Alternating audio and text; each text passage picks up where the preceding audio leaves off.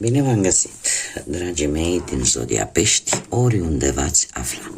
Bine ați venit tuturor pe canalul meu, Tarot Flor de Loto, numele meu este Nina și ca de obicei mă bucur să vă am alături la fiecare lectură, atât pe dragii mei abonați, cum de asemenea și pe cei care poate sunteți pentru prima oară aici pe canal. Azi voi face o lectură, cum v-am obișnuit, atemporală, fără limită de timp. O lectură pe care voi să o puteți urmări oricând doriți sau atunci când apare în viața voastră.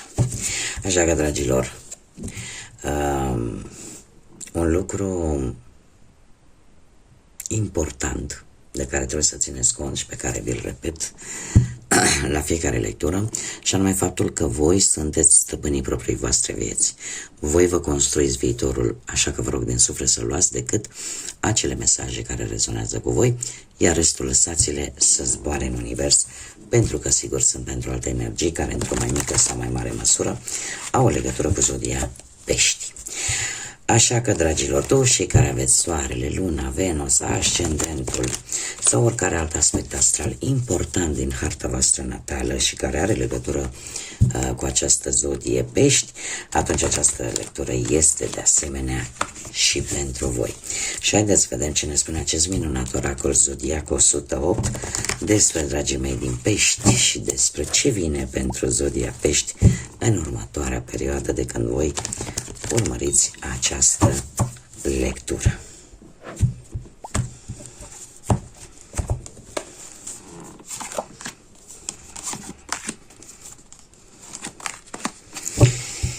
Hei. Dragii mei, ați avut într-adevăr niște schimbări care v-au blocat. În ultima vreme au fost niște bariere care au adus cu ele niște provocări destul de mari pentru voi. Probabil că a trebuit să vă regrupați sau să vă luați timpul de a vă regrupa, de a vă reveni un pic și de a ieși din această stagnare.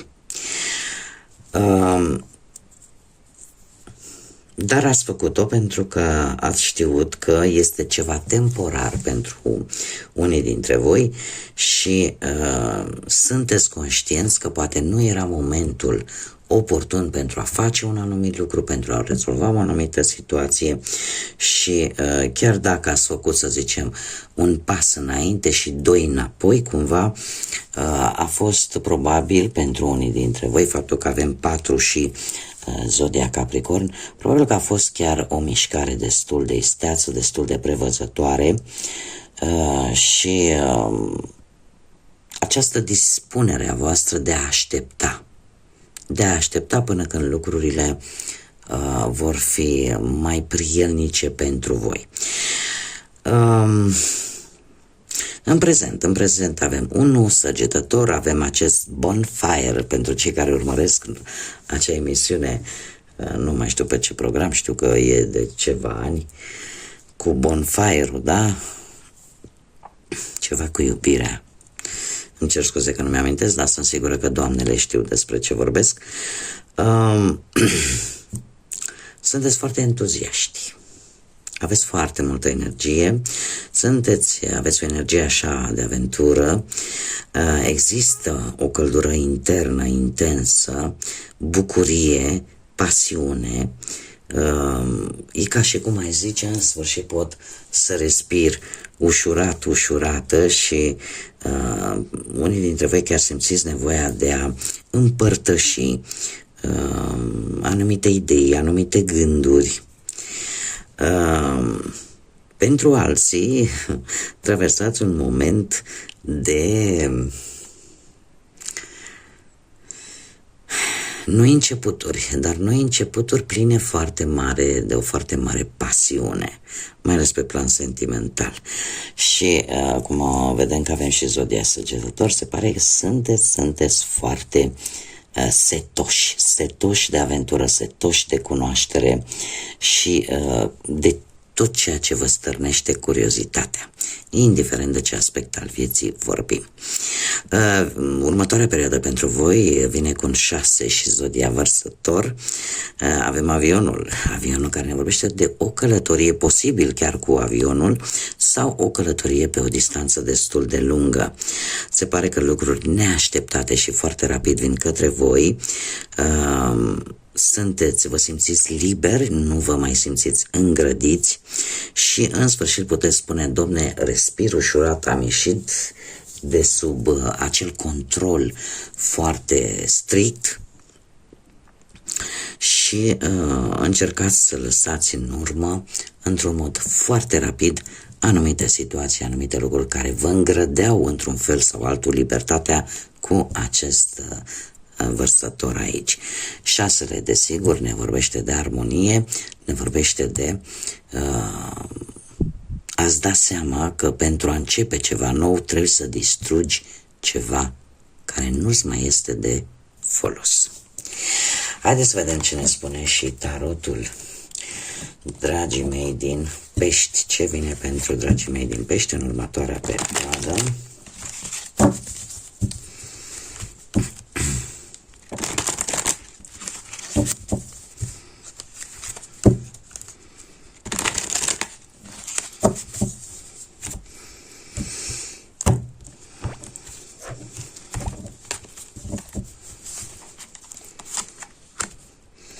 Dragilor, în acest moment sunteți în faza de a lua o anumită decizie importantă. Sunteți cumva într-un moment în care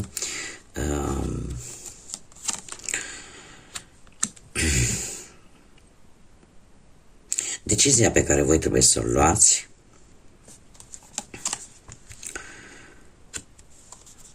cumva depinde de ceea ce pe voi vă interesează mai mult. Dacă vorbim de sentimente, mai ales voi fiind un semn de apă, aș spune că e vorba de o decizie între două persoane sau între două situații și se pare că o veți lua cu inima. Dacă vorbim și veți face, chiar sunteți dispuși să faceți un anumit compromis important. De ce? Pentru că voi veți fi dispuși să schimbați ceva radical. Dacă vorbim de muncă, se pare că sunteți într-un moment în care vreți să decideți dacă schimbați locul de muncă sau dacă vă mutați poate pe plan profesional în altă parte. Unii dintre voi poate să gândesc la o afacere familiară și au de luat această decizie importantă. Dom'le, cu cine deschid afacerea? Cu familia, cu vreun prieten, cu perechea mea? Dar este o decizie, așa cum am mai spus, pe care voi o veți lua oarecum influențați de emoții, de sentimente.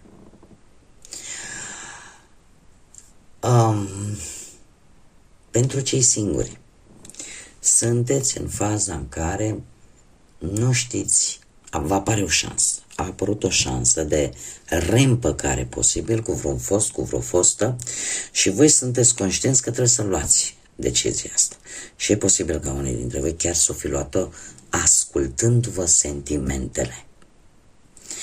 Acum, ce nu este în favoarea voastră în următoarea perioadă? De data aceasta nu este în favoarea voastră o regină de cupe, care puteți fi foarte bine voi, sau poate să fie o energie care are legătură cu celelalte două zodii sau tot zodia Pești, Rac sau Scorpion, cineva care se pare că nu e tocmai în favoarea voastră.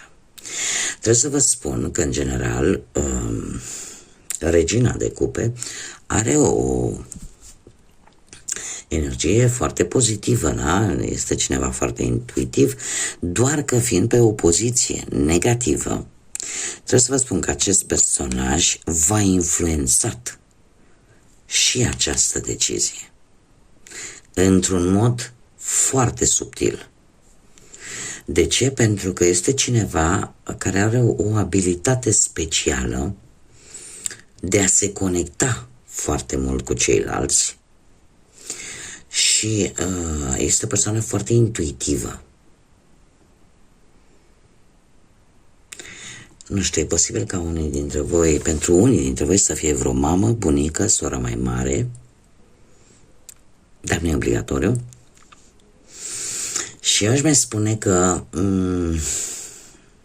pentru alții poate să fie o persoană nouă care a apărut în viața voastră și care poate să fie zis: domne, te ajut eu, fac drag eu, și totuși să nu fie chiar așa, pentru că acum e posibil chiar să vrea, poate să vă ajute la modul cel mai sincer, doar că poate felul în care o va face va juca un rol defavorabil pentru voi. Și asta e posibil. Și nouă ni se întâmplă să intențiile noastre să fie bune, da? Dar rezultatul se iasă prost. Ce să vezi? Dacă vorbim de bănuți, de asemenea apare, nu știu, cineva care ori e asociat, ori e vreun familiar care să spună: lasă că te ajut eu, și de fapt lucrul ăsta să fie un pic în defavoarea ta. Dacă vorbim de relații în pereche pe prima oară,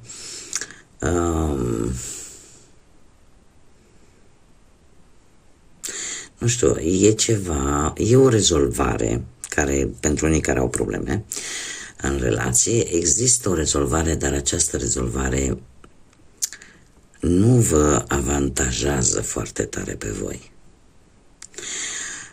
Cei singuri, încercați să fiți voi înșivă, pentru că dacă veți încerca să păreți ceea ce nu sunteți, lucrul ăsta va avea un impact negativ pentru voi în viața voastră sentimentală. Ce este în schimb în favoarea voastră, avem un 6 de cupe. Dragilor, se pare că trecutul sau nostalgia trecutului pentru voi va avea ceva favorabil.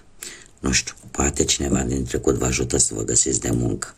Poate că vine relația din trecut care, ce să vezi, uite, vine cu o energie pozitivă, cu noi șanse, cu noi speranțe, ca și cum ai zice, nu știu, poate să fie vorba de energie, mai ales pentru cei care sunteți singuri, de o energie din trecutul vostru de care voi ați fost îndrăgostiți, în secret, poate, da? Pentru alții, acest 6 de cupe devine pozitiv atunci când se rezolvă o situație relaționată cu vreo moștenire, cu ceva, un împrumut posibil, un împrumut care e posibil să vină de la prieteni vechi, familiari, da? Pentru unii dintre voi. Pentru alții, niște bani care pot veni din vânzarea posibil ori a unor proprietăți, ori a unor obiecte de valoare pe care să puteți lua ceva bănuți mai mulți. Acum, faptul că unii dintre voi, cei care sunteți în special cumva într-o relație, sau poate că ați început nu de puțină vreme o relație, se pare că nu veți rămâne blocați în trecut, unii dintre voi, și vă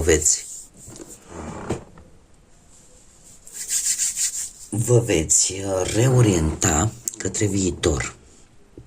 De asemenea, alții, în schimb, mereu am precizat, nu știu de ce, dar există o energie aici mai mult pentru cei care sunteți singurei. Această reîntâlnire, această tentație de a te reîmpăca cu cineva din trecutul tău,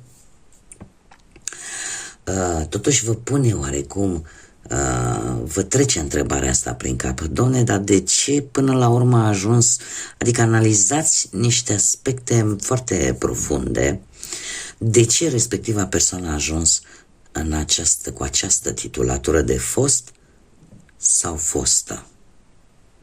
Care eu zic că este o întrebare destul de înțeleaptă și care pentru voi joacă un rol favorabil.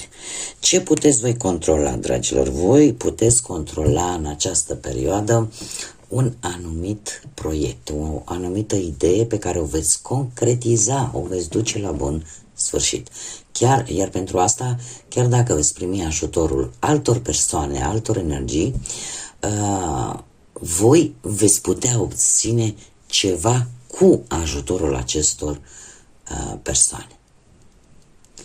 Unii dintre voi, chiar dacă poate nu câștigați foarte mulți bănuți, nu știu, la locul la care voi vă desfășurați activitatea, cumva tu îți cunoști valoarea și știi că oamenii te valorează, dar probabil că există acolo o mică chichiță sau lipsa asta nenorocită a banilor, care face ca, chiar dacă voi vă dați toată silința și oamenii văd lucrul ăsta, există o imposibilitate, cel puțin în această perioadă există o imposibilitate de a fi renumerat, recompensat pentru munca pe care tu o faci. Ce ar mai fi de spus? Că unii dintre voi ce mai puteți controla? Faptul că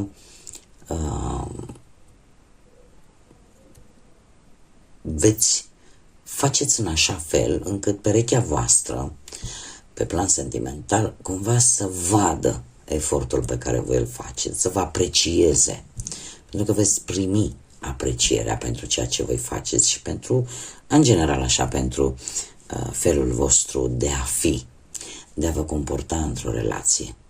Cei care sunteți singuri, ce să vă spun că e posibil ca această fostă sau fost care apare să apară ori la locul de muncă, ori în timp ce cauți de muncă, ori ceva ce are legătură cu cariera ta. Da? Mergem mai departe. Ce nu puteți voi controla? Un 3 de bâte.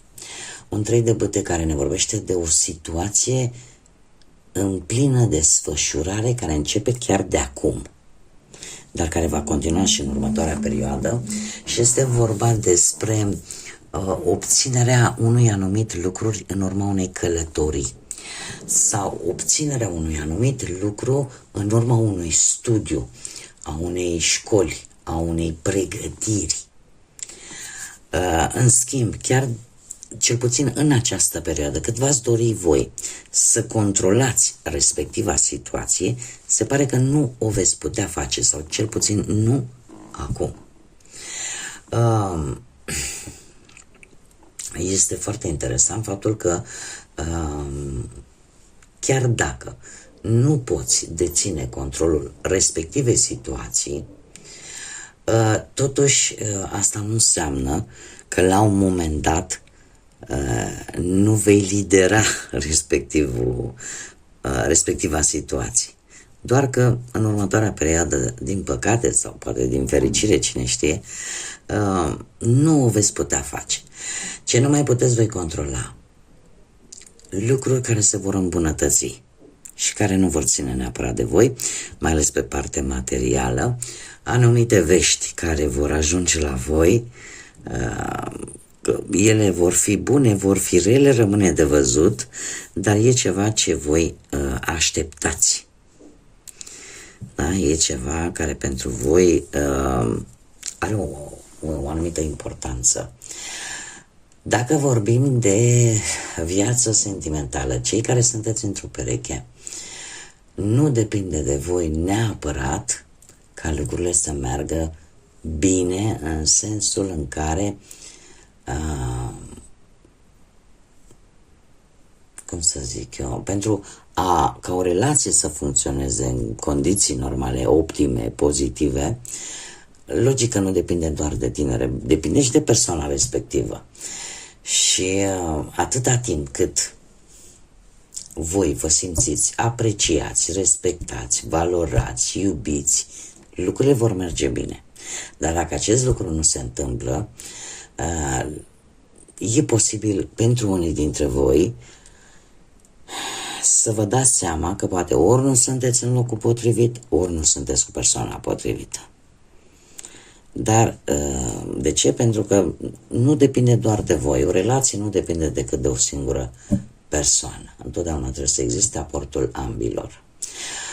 Cei care sunteți singuri, e posibil ca mulți dintre voi, și tocmai de aceea să nu puteți controla viața voastră sentimentală, pentru că vă axați foarte mult poate pe muncă și asta cumva vă cam împiedică să cunoașteți energii noi, persoane noi. Haideți să vedem ce mesaj are acest oracol al sufletului pentru dragii mei din Pești în următoarea perioadă. Un mesaj, te rog, pentru dragii mei din Pești. Dragilor, avem numărul maestru 22, care este un număr lider, ne vorbește de a conduce, ne vorbește de liderare, de potențial. Se pare că următoarea perioadă pentru voi va avea loc ceva important, ceva care va avea un impact pe un termen foarte lung. Da? Va avea o consecință, ca să zic așa, pe termen foarte lung. Ce ne spune acest mesaj? Că e timpul romanticismului și cu el sosește șansa, oportunitatea unei vieți strălucite. E posibil să existe șansa, oportunitatea, ori să cunoașteți pe cineva și să aveți în început de relație romantică sau să redescoperiți în relație partea asta romantică și asta vă va ajuta pe voi într-un mod total neașteptat sau într-un mod paradoxal, vă va ajuta pe voi să vă schimbe viața într-un mod foarte pozitiv. Știu că poate e destul de greu de priceput, dar se întâmplă câteodată ca în momentul în care obținem un anumit lucru, el la rândul său să tragă după el și alte lucruri bune. Da? Cumva să se tragă unul pe celălalt. Bun, dragii mei, cam atât am avut de spus pentru voi. Eu vă mulțumesc pentru prezență, vă mulțumesc ca de obicei pentru like-uri, distribuiri, comentarii, faptul că v-ați abonat, sunteți minunați și din partea mea, desigur, mii și mii de mulțumiri. Iar până data viitoare, când ne vom reîntâlni la o nouă lectură, eu vă doresc tot binele din lume, să aveți parte de multă energie pozitivă și de multă înțelepciune. Până data viitoare, ca de obicei, să fiți iubiți, dragilor!